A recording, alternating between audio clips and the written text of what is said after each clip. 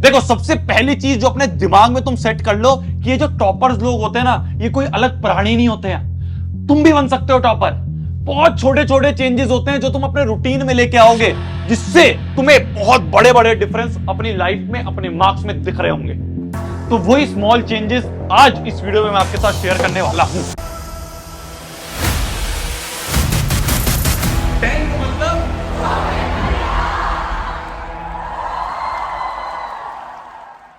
Hello everyone, this is शुभ तिरमान। आज की video में हम बात करने वाले हैं वो डेली रूटीन जो कि वो बच्चे फॉलो करते हैं जो कि अपने 10वीं 12वीं के बोर्ड के एग्जाम में 95% से ऊपर लेके आते हैं।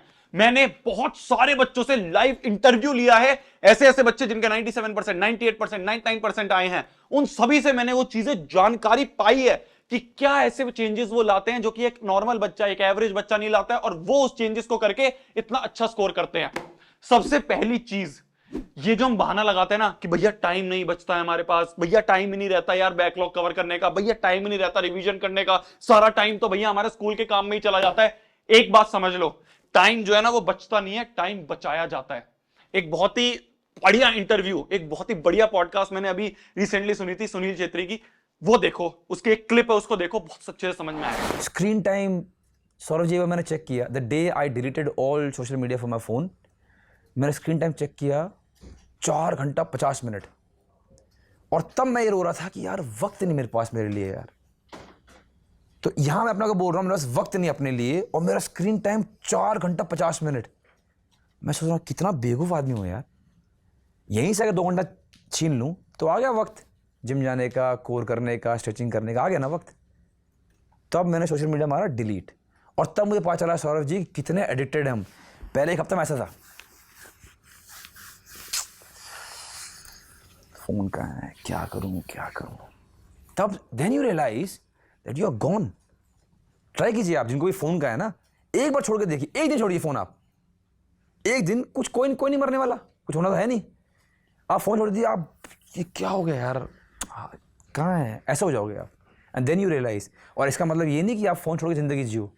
उस फोन में जो जो आपके लिए इंपॉर्टेंट चीजें हैं आपके हिसाब से आप वो रख लो। तो समझे, ये जो टाइम होता है ना मेरी जान, ये निकालना पड़ता है। वो जो 4 घंटे, वो जो 5 घंटे तुम्हारा स्क्रीन टाइम जाता है मोबाइल में, इंस्टा पे बैठे हुए स्क्रॉल करे जा रहे हो, बैठे हुए कुछ भी देखे जा रहे हो, उसमें से ना वो टाइम निकालना पड़ता है। और ये पता है टाइम कब निकलता है? जब दिमाग में गोल क्लियर होता है, जब दिमाग में माइंडसेट एकदम हमारा क्लियर होता है कि हाँ यार इस साल फोड़ना है तो फोड़ना है। आधा साल हमारा बीत चुका है, अब आगे जो आधा साल है इसमें अगर मैं तगड़ी मेहनत कर लूंगा ना तो मैं फोड़ के आऊंगा, इसमें अगर मैं अच्छी मेहनत कर लूंगी ना तो मैं फोड़ के आऊंगी। वो माइंडसेट रखना पड़ेगा, तभी वो 4 घंटे का, 5 घंटे का स्क्रीन टाइम जो है वो 1.5 घंटे 2 घंटे का आएगा। तो सबसे पहली चीज है वहां से टाइम काटो, और यहां पे ये जो प्रोडक्टिव काम है उसको करो। यही आता है दूसरा पॉइंट, प्रोडक्टिव टाइम में अपना प्रोडक्टिव काम करो और अनप्रोडक्टिव टाइम में अनप्रोडक्टिव काम करो। बहुत ही सिंपल सी इक्वेशन है, पर ये समझ नहीं आती है बच्चों को। अरे मेरी जान एक बात समझ, तेरे स्कूल का काम है, ठीक है, तेरे को स्कूल में कोई प्रोजेक्ट फाइल करनी है, या स्कूल में क्या होता है कई बार बस चेपना होता है, उधर से देख के इधर कॉपी भरनी होती है। तो ये सारा काम क्या है? ये सारा तेरा अनप्रोडक्टिव काम है। ये ऐसा काम है जिसमें तेरा दिमाग नहीं लगता। हम गलती क्या करते हैं, ये वाले काम को सबसे पहले खत्म करने की कोशिश करते हैं। इस वाले काम को हम उस समय पे करते हैं जब हमारा दिमाग जो है बहुत अच्छी तरह चल सकता है, वो वाला दिमाग जो है हमारा अच्छे से काम कर सकता है। उस समय हम बैठ के क्या कर रहे हैं? कॉपी भर रहे हैं। उस समय हम बैठ के क्या कर रहे हैं? नोट्स बना रहे हैं। उस समय बैठ के क्या कर रहे हैं? हम अपना प्रोजेक्ट फाइल कंप्लीट कर रहे हैं।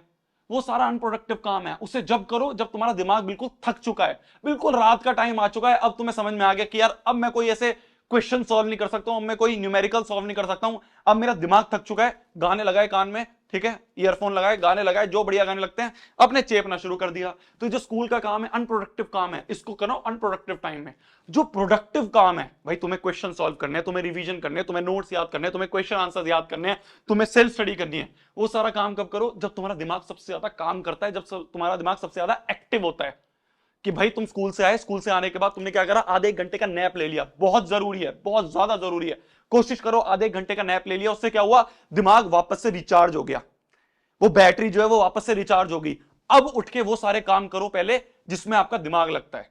सारा का सारा वो काम जिसमें तुम्हें अपना सिलेबस को अच्छे से कवर करना है, क्वेश्चंस प्रैक्टिस करने हैं, वो काम उस प्रोडक्टिव टाइम में करो। जब दिमाग वापस से थक जाए तब अनप्रोडक्टिव वाला काम कर लो। बहुत सिंपल सी इक्वेशन है और बहुत ज्यादा इंपॉर्टेंट इक्वेशन है, ये हर एक टॉपर बच्चा कर रहा होता है।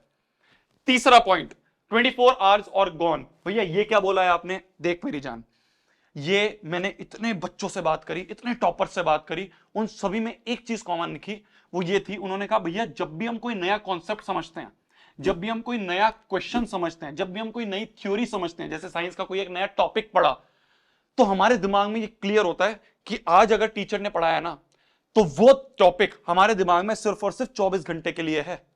तो विद इन 24 आवर्स उसका अगर रिवीजन नहीं करा ना, तो भूल जाएंगे। तो 24 आवर्स और गॉन, गया, भूल गए। तो इसलिए ये बहुत अच्छी टेक्निक होती है। हर एक बच्चा जो वीडियो देख रहा है, इस चीज को समझ लो कि जो भी तुम नई चीज पढ़ रहे हो, उसको विद इन 24 आवर्स एक बार वापस रिवाइज जरूर कर लो। अगर एक बार वापस रिवाइज कर ली तो तुम्हारे दिमाग में बैठ जाएगी, फिर नहीं निकलेगी। पर अगर तुम ये सोचोगे, क्योंकि हमारी नेचुरल ये आदत होती है ना, गए यार ट्यूशन में, टीचर ने पढ़ा दिया, मास्टर ने पढ़ा दिया, ऑनलाइन पढ़ रहे तो मास्टर ने पढ़ा दिया, भूल गए, ठीक है यार पढ़ा दिया, मेरा तो हो गया। फिर क्या होता है, 4 महीने बाद उसे भूल जाते हैं। क्यों? क्योंकि उसको कंसिस्टेंटली हम रिवाइज नहीं कर रहे हैं। क्वेश्चंस को ना अच्छे से प्रैक्टिस करो। देखो एनसीईआरटी से, मैं इसी बात पे एक बहुत सही चीज दिमाग में आई है। देखो एनसीईआरटी में हमारे जो क्वेश्चंस होते हैं, वो क्वेश्चंस क्या होते हैं, वो सारे क्वेश्चंस होते हैं जो यार रिपीटेटिव आए जा रहे हैं। पर अब जो सीबीएसई पूछता है, वो क्या पूछता है, कॉम्पिटेंसी बेस्ड क्वेश्चंस। तो इनकी प्रैक्टिस हमें एनसीईआरटी से अलग करनी पड़ेगी। एक बहुत ही बेहतरीन किताब है, तुम्हारा मन करे तुम खरीदना, मेरा काम है तुम्हें बताना। क्या मेरी बात समझ में आ रही है? मेरा क्या होता है, मैं हर महीने जाके, मेरा क्या है, घर के पास में स्टेशनरी वाला है, मैं हर महीने जाते जाते जब इधर से उधर निकल रहा होता हूं, मैं उससे बोलता हूं भैया कोई बढ़िया सी किताब आई है बता दो, जिससे बच्चों का फायदा हो। तो एक किताब आई है, मैं एक सेकंड ढूंढ लेता हूं, वो यहीं रखी थी यार, ये, हाँ, कॉम्पिटेंसी फोकस क्वेश्चंस। ये सारे वो क्वेश्चंस है, चाहे आपके साइंस हो गया, सोशल साइंस हो गया, मैथमेटिक्स हो गया। मैं मैथमेटिक्स का टीचर हूं, तो मैंने मैथमेटिक्स के सारे क्वेश्चंस देखे हैं। ये सारे वो क्वेश्चंस हैं जो कि सीबीएसई अलग से पूछ रही है। क्या मेरी बात समझ में आ रही है? जो हमारे एनसीईआरटी के क्वेश्चंस है वो तो अलग हैं, कॉम्पिटेंसी बेस्ड जो क्वेश्चंस है वो तुम यहां से प्रैक्टिस कर सकते हो। देखो फिर बोल रहा हूं, फोकस उस पे करो जिसमें तुम वीक हो, जिसमें तुम स्ट्रांग हो, वहां तो तुम स्ट्रांग रहोगे ही मेरी जान। एनसीईआरटी तो तुमने रट ली है। मेन बात है अब कि जो अलग टाइप के क्वेश्चंस हैं, उन अलग टाइप के बहुत सारे क्वेश्चंस एक साथ कर लोगे ना, तो तुम्हें डर नहीं लगेगा। तुम्हें वो एमसीक्यूज में डर लगता है, असर्शन रीजनिंग में डर लगता है, तुम्हें जो पैराग्राफ वाले क्वेश्चंस होते हैं, कॉम्प्रिहेंशन वाले क्वेश्चंस होते हैं, उसमें तुम्हें डर लगता है, केस बेस में डर लगता है। तो जिस चीज में डर लगता है ना, उसको फेस करो, उसको बैठ के उसके जैसे 10 सवाल लगा दो, और वो 10 सवाल जो है, वो 10-12 सवाल मेरे को हर एक चैप्टर के इस बुक में दिखे। ले सकते हो, तुम्हारा मन करे ले लेना, शायद ये स्टेशनरी पे ना मिले तो ऑनलाइन देख लेना, अमेजॉन वगैरह पे, लिंक मैं आपको दे दूंगा, ठीक है। फिर बोल रहा हूं, मन हो तभी लेना, ये नहीं कि भैया भैया बोल रहे हैं, भैया तो बहुत सारी बुक भी बोलेंगे, पर पॉइंट इज कि अगर तुम्हें लग रहा है कि हाँ यार भैया इन चीजों में वीक हो रहा हूं, मैं भैया एमसीक्यूज में वीक हो रहा हूं, भैया मैं आपके केस बेस्ड क्वेश्चंस में वीक हो रहा हूं, भैया मैं चाह रहा हूं उसकी ज्यादा प्रैक्टिस करूं, तो वो प्रैक्टिस के लिए ये बुक ले सकते हो, हाईली रिकमेंडेड है। क्या मेरी बात समझ में आ रही है? लिंक विंक चाहिए मैं दे दूंगा, शायद स्टेशनरी पे ना मिले क्योंकि नई नई बुक आई है शायद ये। समझ गए? समझ गए? तो जो फायदेमंद चीज है वो बताऊंगा, फालतू की 100 बुकें नहीं बताऊंगा। चौथी चीज, सैटरडे ऑफ की स्ट्रेटेजी। ये मैक्सिमम टॉपर्स करते थे, मैंने देखा है। मैक्सिमम टॉपर्स क्या करते हैं कि यार सैटरडे को ऑफ ले लिया, सैटरडे को स्कूल नहीं गए। इससे क्या हुआ, सैटरडे संडे जो है ये 2 दिन मिल गए जिसमें वो पिछले एक हफ्ते का सारा रिवीजन कर लेते हैं। अबे हमें ऐसा तो है नहीं कि यार पूरी 100% अटेंडेंस का कोई अवार्ड मिल रहा है, या अवार्ड लेके हम बहुत कुछ महारत हासिल कर देंगे कि भाई साहब अटेंडेंस में तो 100% आए पर पढ़ाई में मेरे 70 ही आ रहे हैं। तो वो तो नहीं करना हमें। तो इसलिए मैक्सिमम टॉपर्स क्या करते थे, सैटरडे को ऑफ ले लिया कि भाई सैटरडे संडे 2 दिन मिले, इन 2 दिन में बैठ के अपना रिवीजन कर लिया। कोई भी टेस्ट नहीं छोड़ना, कोई भी एग्जाम नहीं छोड़ना। इन एग्जाम को ऐसे मत देखा करो कि यार नंबर कम आए और इसमें कुछ हो गया, ना ना ना ना ना। एग्जाम दे के आए, उस पर जहां पे भी दिक्कत आई, जिस भी टॉपिक में दिक्कत आई, उस टॉपिक को वापस से रिवाइज करा।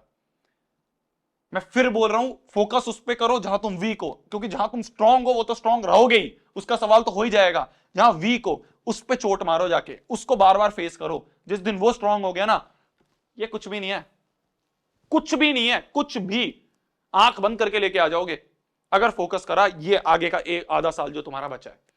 लास्टली, फिजिकल हेल्थ और डाइट। मेरी जान, इसको बहुत इग्नोर करते हो तुम, बहुत इग्नोर करते हो। पूरे दिन बैठे रहते हो तुम बेड पे, है ना। अभी भी वीडियो बेड पे लेट के देख रहे होंगे मैक्सिमम बच्चे। तो मत करो अपने शरीर के साथ खिलवाड़, मत करो अपनी डाइट के साथ खिलवाड़।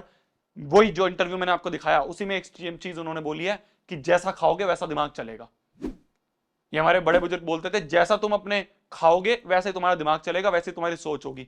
तो इसलिए अच्छा खाओ, मत करो तबीयत खराब। बहुत इंपॉर्टेंट साल है तुम्हारी जीवन का ये, इसमें कोशिश करो कि यार सही सही खा के तुम अपने आप फील करोगे। मैं तुम्हें ऐसा कुछ नहीं है कि कोई अलग ज्ञान दे रहा हूं, है ना, कोई अलग सी चीज बता रहा हूं, सब लोग बोलते हैं वही चीज बोल रहा हूं, पर इससे फर्क पड़ता है, इससे तुम्हें चेंज दिखाई देगा और तुम देखोगे कि हाँ यार भैया, जो सुबह उठते मैं पूरियां खा लेता था, जो सुबह उठते मैं ओली खा लेता था और उससे मेरा पूरा दिन खराब होता था, मेरे को पूरे दिन नींद आती थी, अब नहीं आती। तो ये सारी चीजें मैटर करती हैं और बहुत ज्यादा मैटर करती हैं। एटलीस्ट आधे घंटे ही खेला हो कहीं बाहर जाके, आधे घंटे वॉक कर लो, दिमाग खुलेगा। घर पे मत बैठे रहो पूरे दिन। वो 24 घंटे कोई नहीं पढ़ाई कर सकता मेरे जान, कोई नहीं कर सकता। वो 4 घंटे जो तुम पढ़ाई कर रहे हो वो सबसे ज्यादा प्रोडक्टिव होनी चाहिए, उसी से तुम फोड़ के आओगे। तब तक के लिए वही पढ़ना है, फोड़ना है, कहर मचा देना, आग लगा देनी है। आई होप ये सारी चीजें तुम्हें समझ में आई होंगी। बुक हाईली रिकमेंडेड है, मन हो ले लेना, प्रैक्टिस जरूर करना। बुके लेके भरो मत, बुक लेके भरने का काम मेरा है, क्योंकि मैं एक मास्टर हूं। मैं भरूंगा बुक, मेरे पास पूरी कबर्ड भरी हुई है बुकों की, सारी बुक जितनी तुम्हारे आती है मार्केट में सारी ले रखी है। वो काम मेरा है। तुम्हारा काम क्या है कि जो शोभित भैया ने बताई है अच्छी बुक है, सिर्फ वो ले लो। इतने पैसे नहीं है ना हमारे पास, हम सारी 100 बुक लेके बैठे रहे। वो काम मैं कर दूंगा। Bye bye, take care. मिलते हैं अगली वीडियो में। जो चीज चाहिए हो मेरी तरफ से बता देना, नीचे कमेंट सेक्शन में लिख देना। मिलते हैं अगली इसी तरह की वीडियो में। Bye bye, all the best. जाओ अब पढ़ लो, चलो बंद करो यूट्यूब, पढ़ लो। बाय बाय बाय बाय, पढ़ लो, बाय।